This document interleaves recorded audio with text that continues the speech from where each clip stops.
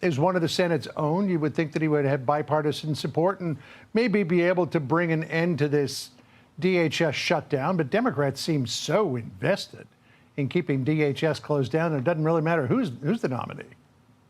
Well, John, they are very invested, mainly because they're playing to their constituency, and a lot of that constituency is up in arms over ICE and some of the roundup that we've seen. But listen, Mark Wayne did a great job today in the hearing, and even if you watch the hearing in its totality, there will be some headlines about the friction perhaps between Chairman Paul and himself. But I can tell you just the whole demeanor, his demeanor, the demeanor even of the Democrats would mean for, I think, a very quick confirmation for Senator Mullen. And yet what we do see is this real loggerhead jam of really funding for DHS at a critical time.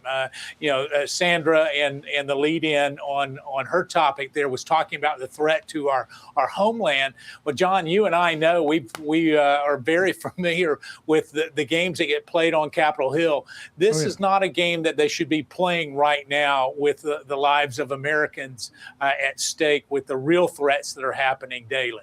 Yeah, we'll be talking more about that dust-up between Senator Paul and Senator Mullen. Rand Paul's got his annual Festivus list of grievances. It looks like he wanted to continue that today because he's had that one on his mind for a long time, I think.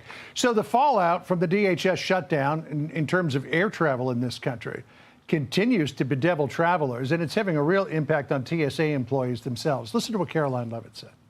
This is the third time TSA agents have been impacted by a shutdown over the last 6 months because of Democrats on Capitol Hill. It's just despicable. President Trump has been clear since day one. Fund the Department of Homeland Security. Stop playing partisan politics with the American people's paychecks. The overwhelming majority of TSA agents are making a valiant effort to come in and work without getting a paycheck. But, some of them are saying, we got to have the money coming in. I'm sure that they're living paycheck to paycheck. They make a very modest income. And so a lot of them are calling out maybe to take second jobs.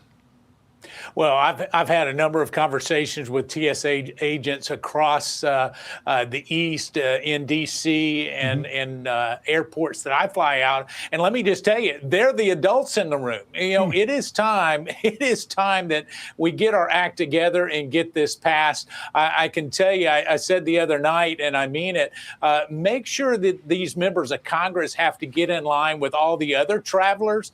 They'll find religion very quickly, John, because I can tell you, the American people are tired of Congress not doing their job. And regardless of the partisan rhetoric that you hear, this is a simple vote that should have happened. Democrats have voted four times to not fund it. I think the fifth time, hopefully, will be the charm.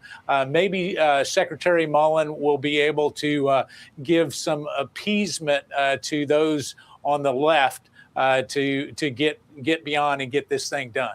No, maybe he will. It doesn't seem to at the moment. The White House is in negotiation with the Democrats on funding DHS. Homan sent a letter to Senators Collins and Britt about it. This is just a quick list of what they're talking about. Expand the use of body cameras by DHS with the exception of undercover operations. Limit civil immigration enforcement activities at sensitive locations. Congressional oversight of DHS detention facilities. Visible officer ID with the exception of undercover officers. And adhere to existing practice of not deporting or detaining U.S. citizens. I mean, there's a little bit in there for the Democrats. That sound reasonable to you? Yeah, there's some in there for the Democrats, but I can tell you part of that identification process, let me just be clear to the American people. The reason why that we have to be so careful is because the radical left are doxing these men and women that are working with ICE and others. They're putting their lives at risk. And so we need to make sure that we do all we can to make the law enforcement mechanism powerful and good while respecting the civil liberties of everybody else. But listen, we're getting closer. We're not there yet. The White House has been very reasonable. So we'll get her done soon. Yeah, and as we saw yesterday from an operation in February, some of these activists interfering with the apprehension of child sex offenders. So